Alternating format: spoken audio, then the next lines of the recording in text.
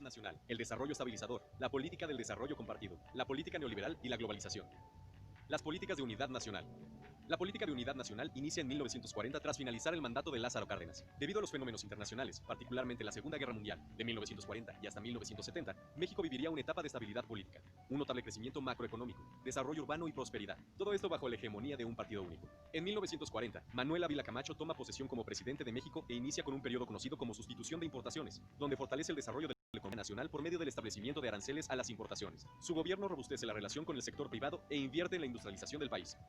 En 1942, durante la Segunda Guerra Mundial, Ávila Camacho declara la guerra a las potencias del eje tras el hundimiento de embarcaciones mexicanas en el Golfo de México. El presidente crea el Servicio Militar Nacional y envía a las tropas del heroico Escuadrón 201 a luchar al lado de las tropas aliadas. En 1946, al final del gobierno de Ávila Camacho, el PRM se transforma en el Partido de la Revolución Institucional, dejando atrás la lucha revolucionaria y abriendo paso al poder civil. El PRI toma control de todos los puestos políticos del país por medio de un gobierno proteccionista, logrando la unidad nacional. Miguel Alemán Valdés ocupa la presidencia en 1946, convirtiéndose en el primer presidente civil postrevolucionario, es decir, el único presidente que no había sido militar. Alemán construye carreteras, puertos y hospitales favoreciendo la migración a las grandes urbes. Su gobierno impulsa a las empresas privadas por medio de un gasto inflacionario, aumentando la emisión de la moneda y la deuda pública, lo cual provocaría inestabilidad cambiaria. El desarrollo estabilizador y el milagro mexicano. En los años 40, México entra en una etapa conocida como desarrollo estabilizador, donde se busca la estabilidad macroeconómica para crecer de manera continua, sin inflación, déficit de balanza de pagos y devaluaciones recurrentes. Este periodo abarcó los gobiernos de Adolfo Ruiz Cortines, de 1952 a 1958, Adolfo López Mateos, de 1958 a 1964, y Gustavo Díaz Ordaz, de 1964 a 1970. El desarrollo estabilizador fue exitoso gracias a las siguientes medidas: la decisión de devaluar la moneda a 12.50 pesos por dólar, el impulso de negocios locales sobre sus competidores extranjeros por parte del gobierno, el aumento de créditos al sector privado y el desarrollo de infraestructura e inversión pública. Durante este periodo, el crecimiento anual del Producto Interno Bruto fue de 6%. Hubo desarrollo en los sectores de educación, salud y vivienda. Se desarrolló la clase media y el cine mexicano vivió su época de oro. A esta etapa de crecimiento sostenido y prosperidad se le llamó el milagro mexicano. El modelo de desarrollo estabilizador se empezó a agotar al no resolver algunas de las demandas sociales existentes durante la época. Las huelgas de ferrocarrileros en 1958, de maestros en 1961 y de médicos en 1965 fueron reprimidas por parte del gobierno, generando descontento social. A finales del sexenio de Díaz Ordaz, el desgaste del modelo se hizo evidente con el movimiento estudiantil del 68. Este movimiento fue reprimido de manera violenta el 2 de octubre en la Plaza de las Tres Culturas en el conjunto urbano Nonoalco, Tlatelolco.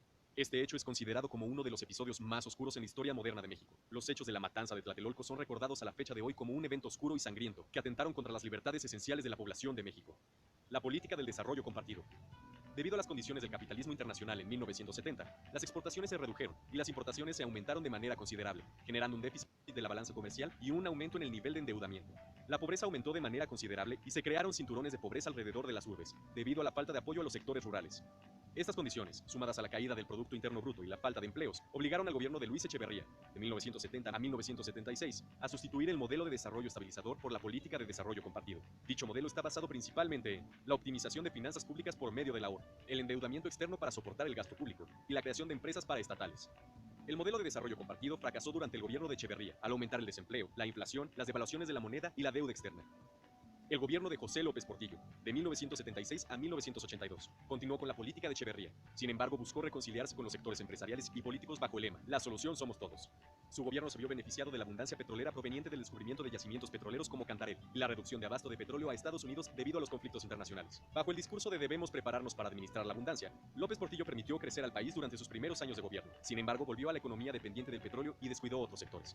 Para finales del gobierno de López Portillo, el precio del petróleo se reduce drásticamente. La reducción de precios del petróleo, la enorme deuda externa, la inflación y el desempleo orillan a México a una severa crisis económica, por lo que José López Portillo nacionaliza la banca antes de dejar el gobierno para evitar fugas de capital. La política neoliberal en México y la globalización. Miguel de la Madrid, de 1982 a 1988, inicia su gobierno con el país en una severa crisis económica. Se concluye que la economía basada en el mercado interno no sería suficiente para sacar adelante al país, por lo que sustituyen el viejo modelo económico por el modelo neoliberal, basado en la libertad de mercado, baja intervención del Estado favoreciendo al sector privado y apertura a la competencia internacional. De la Madrid busca reorganizar la economía a través de la reprivatización de la banca y la inversión privada en asuntos previamente reservados para empresas paraestatales. Establece también el Pacto de Solidaridad, que busca evitar la hiperinflación. Carlos Salinas de Gortari, de 1988 a 1994. Llega a la presidencia después de unas elecciones dudosas donde la oposición liderada por Cuauhtémoc Cárdenas reclamaba un fraude electoral. Salinas continúa con la política neoliberal con acciones como la privatización de empresas estatales. Durante su gobierno, México firma el Tratado de Libre Comercio de América del Norte y estalla el movimiento social del Ejército Zapatista de Liberación Nacional. Tras el gobierno de Zedillo de 1994 a 2000, México logra la alternancia después de más de 70 años de hegemonía del PRI cuando Vicente Fox Quesada, candidato del PAN, toma posesión como el primer presidente de México que no pertenecía al partido en el poder. Estudiamos sobre las políticas de unidad nacional, logradas gracias a la consolidación de fuerzas políticas, económicas y sociales en un partido único. Estudiamos sobre el desarrollo estabilizador y el milagro mexicano, resultante de la estabilidad económica, progreso y prosperidad. Hablamos también acerca de la política de desarrollo compartido de Echeverría y López Portillo.